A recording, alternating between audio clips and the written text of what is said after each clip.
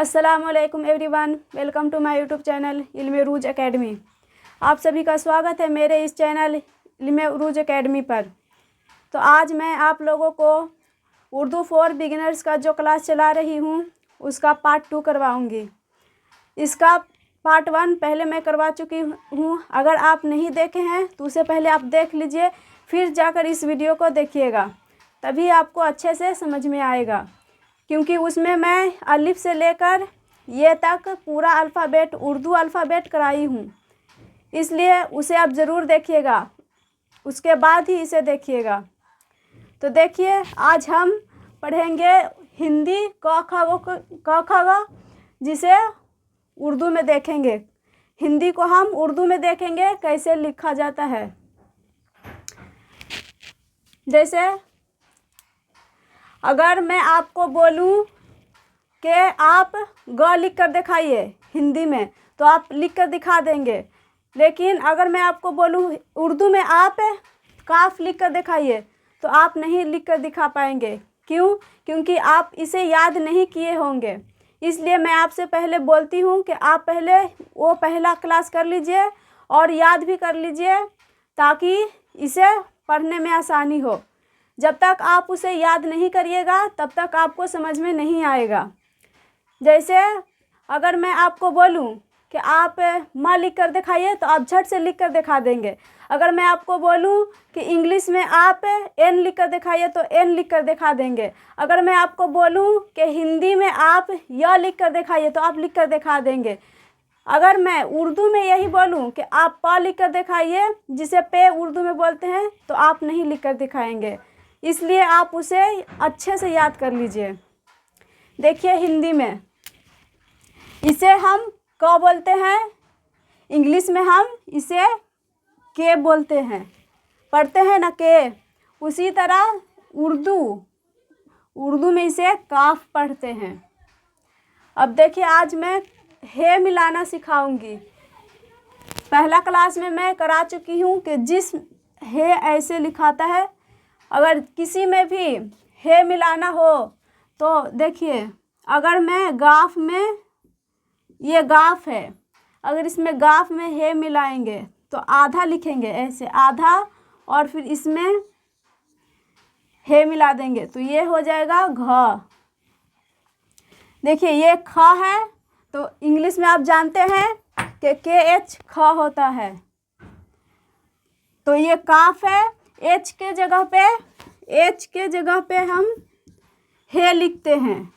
उसी तरह देखिए कि ख है, के है तो क हुआ, इसे काफ बोलते हैं। अगर ख है तो के में हम क्या करते हैं, एच मिला देते हैं, तो एच से क्या बन जाता है, ख। देखिए, ये काफ था, इसमें हम आधा काफ लिखे और हे मिला दिए, तो ये बन गया ख। इसी तरह ये ग है, इसे इंग्लिश में जी से लिखते हैं, तो ये उर्दू में गाफ है, उर्दू में ये गाफ है। अगर घ लिखना है तो देखिए, इंग्लिश वाला जी है, जी में हम एच मिलाकर इसे घ बनाते हैं। इसी तरह उर्दू में हम गाफ ऐसे लिखेंगे, आधा गाफ, और इसमें हे मिला देंगे, तो ये घ बन जाएगा। ये अंगा है, जिसे इंग्लिश में NG से लिखते हैं, इसे गाफ अलिफ गा अनून गुन्ना ग्या बोलते हैं। अंगा को हम गा लिखते हैं उर्दू में, NG लिखते हैं इंग्लिश में। इसी तरह ये है च, तो च को हम इंग्लिश में क्या लिखते हैं, CH, उर्दू में इसे चे बोलते हैं। तो अगर छ लिखना हो तो CH लिखे पहले, च अगर च लिखना हो तो CH लिखे, और अगर छ बनाना हो तो इसमें H और मिला दिए। तो इसी तरह ये चे है, तो इसे आधा चे लिखे और हे, H के जगह पे हे मिला देंगे, हे, तो ये बन गया छ। इसी तरह ज, इंग्लिश में इसे जे लिखते हैं, और उर्दू में जीम, क्या बोलते हैं इसे, जीम। तो अगर झ लिखना हो तो देखिए, जे में हम H मिला दिए तो हो गया ये झ। इसी तरह जिम, आधा जिम, पूरा जिम ऐसे होता है और आधा जिम ऐसे, बस इतना पर रोक दीजिएगा और इसमें हे मिला दे तो फिर झ बन जाएगा।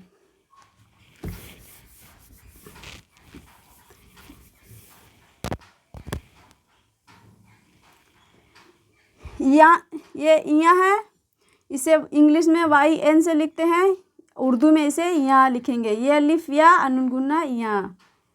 ये ट है, इंग्लिश में इसे टी से ट, उर्दू में इसे टे। इसी तरह ये टे है, तो अगर इस टी में हम H मिला देंगे तो ये बन जाएगा ठ। तो ये टे ऐसे लिखाता है। अगर इसका आधा करना हो तो इतना कर दीजिएगा और इसमें मिला देना है हे, H के जगह पे हे, तो ये बन जाएगा ठ। ये ड है, ड को इंग्लिश में डी लिखते हैं, तो इसी तरह उर्दू में डाल, डाल ये है, इसे ड लिखते हैं। ये ढ है, DH से, देखिए डी से ड H मिला दिए तो ढ, तो ये डाल है, डाल में H मिला दिए तो ढ। ये N है, ना है, सॉरी ना है, इसका इंग्लिश में N होता है और उर्दू में इसे नू लिखते हैं। ये त है, इंग्लिश में इसे टी, इंग्लिश में टी से लिखते हैं, तो इसका ते हो जाएगा ते, ऐसे इस पर दो नुक्ता है। ये ते है, इसका उच्चारण क्या है त। अब ये थ है तो टी में H मिला दिए तो ये क्या बन गया थ। इसी तरह ते में H मिलाने पर थ बनता है। ये द है तो डी से द, उर्दू में इसे दाल, दाल से द। ये ध है, DH ध, डी में H मिलाने पर क्या बनता है ध। इसी तरह दाल में हे मिलाने पर बन जाएगा ध।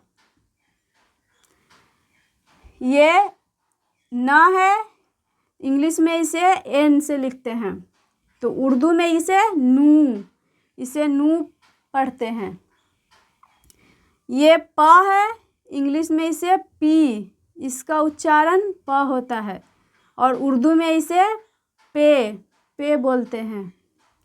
इसी तरह ये पी है और फ बनाने के लिए क्या किए, H मिला दिए, H, PH से फ होता है। इसी तरह पी, पे और हे मिला दिए तो फ। ये ब है, बी से ब, तो इसी तरह उर्दू में बे से ब। अब भ बनाने के लिए बी में H मिला दिए तो भ बन गया। इसी तरह बे में हे मिलाने पर भ बनता है। अब ये माँ है, तो माँ को हम इंग्लिश में एम से लिखते हैं और उर्दू में मीम बोलते हैं। मीम का उच्चारण माँ।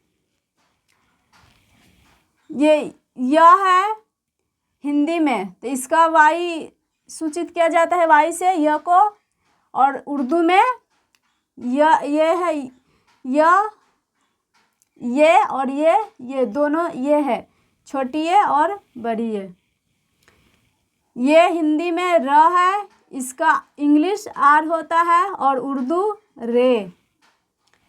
इसी तरह ये ल है, इंग्लिश एल और उर्दू में लाम, ये लाम है, लाम का उच्चारण हिंदी में ल होता है। ये व है, तो व को इंग्लिश में W या V से लिखते हैं और उर्दू में वाव से, व को वाव से लिखते हैं। ये तलावी श है, तो SH होता है इसका, तो बड़ी शीन, SH को बोलते हैं उर्दू में बड़ी शीन, 3 नुक्ता दे दीजिएगा। और मूर्धन्य श को भी SH से लिखते हैं, तो इसका भी बड़ी शीन लिखाएगा। लेकिन यहाँ ये दंती सा है जिसे एस से सूचित किया जाता है इंग्लिश में, तो इसका होगा उर्दू सीन, छोटी सीन, इस पे नुक्ता नहीं रहेगा, ये शीन हो जाएगा और ये सीन। अब ये हा है, तो हा को इंग्लिश में एच लिखते हैं, तो उर्दू में हो जाएगा, एक दो किस्म के है, एक इसे ये आर लिखते हैं ना, छोटा में स्मॉल लेटर आर होता है ऐसे, इसी तरह हे होता है। और ये है हे, तो हे का उच्चारण ह होता है। देखिए ये छ है, तो इसका इंग्लिश क्या होता है, KSH। तो के से क्या होता है, के से क होता है। देखिए के से क होता है, और SH से श, तो KSH से स होता है। देखिए श, ये बड़ी शीन SH, तो बड़ी शीन, तो इसका हो जाएगा के से क, ये लिख दिए। ये देखिए पूरा है ऐसे काफ, तो इसका आधा इतना लिखाएगा, फिर शीन इसमें जोड़ देंगे SH बड़ी शीन तक, ये ऐसे लिखाएगा उर्दू में छ। ये छ है, देखिए छ, तो KSH होता है, तो के से हो गया क और SH से हो गया शीन छ। ये तरा है, तो TR से त्र, इंग्लिश में TR से त्र होता है। उसी तरह ये रे अलिफ हो जाएगा त्र। देखिए पूरा ते ऐसे लिखते हैं ते, तो इसका आधा हो जाएगा इतना, ते हो गया। और रे ऐसे लिखते हैं, ते ऐसे लिखते हैं, रे ऐसे लिखते हैं, तो इसका ते ये हो गया, और रे इसमें ऐसे खींच देंगे, तर हो गया, फिर अलिफ त्र। ये ज्ञा है, तो ज्ञा को इंग्लिश में GYN लिखते हैं ज्ञा, तो ये उर्दू में है ज्ञा। गाफ, ये अलिफ ज्ञा, ठीक है।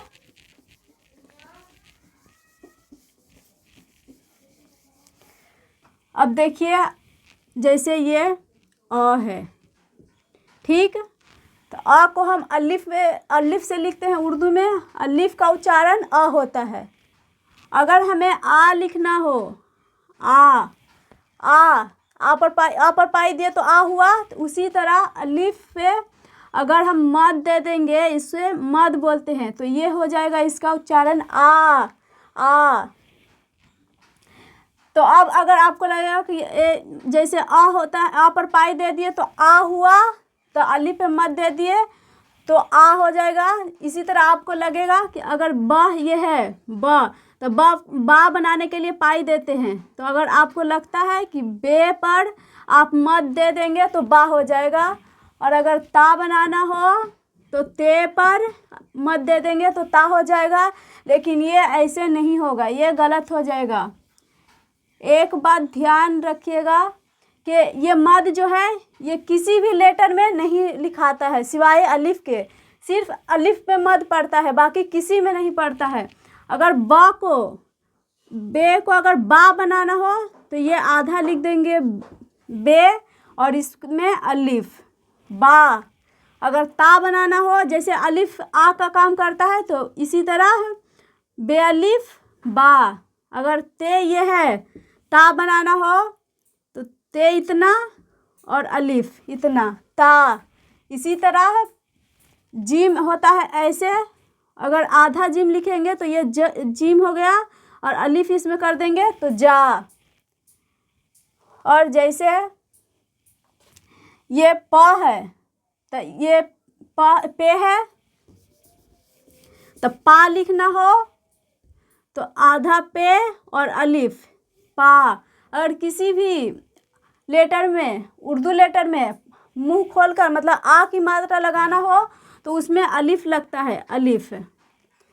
इसी तरह है, अगर ये फ है तो इसे इतना, देखिए इसे इतना लिखे आधा पे, इसमें ह लिख दिए तो ये फ हो गया। और अगर फा लिखना हो तो यहाँ से ऐसे अलिफ फा, फे, ये फा हो गया। ज़बर भी पड़ेगा, क्योंकि ये पे जबर पा हुआ, तो फा अगर नहीं भी उर्दू में नहीं लगाएंगे तो चलेगा। तो आप लोगों को समझ में आ गया होगा।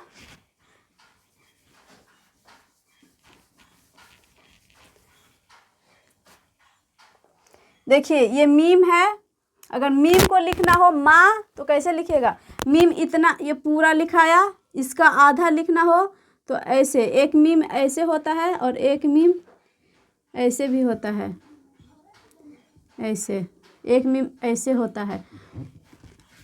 तो मीम लिखना हो, मीम अलिफ माँ, तो मीम ऐसे लिखिएगा, ऐसे नहीं, ऐसे मत लिख दीजिएगा। मीम लिखना हो माँ तो नीचे दे, ये गोल वाला जो है इसे नीचे की तरफ लिखना है। मीम अलिफ माँ, जैसे मामा लिखाएगा तो मीम अलिफ माँ और मीम अलिफ माँ, मामा। आई होप आपको वीडियो अच्छी लगी हो और समझ में भी आया होगा। देखिए, अगर किसी भी चीज़ को सीखना हो तो उसके लिए कंसिस्टेंसी बहुत ज़रूरी है। बिना निरंतरता के कोई भी चीज़ नहीं सीख सकते। इसलिए आप रेगुलर इस क्लास को कीजिएगा ताकि आपको हर चीज़ अच्छे से समझ में आ जाए। तो चलते हैं और फिर मिलेंगे इसके नेक्स्ट वीडियो के साथ।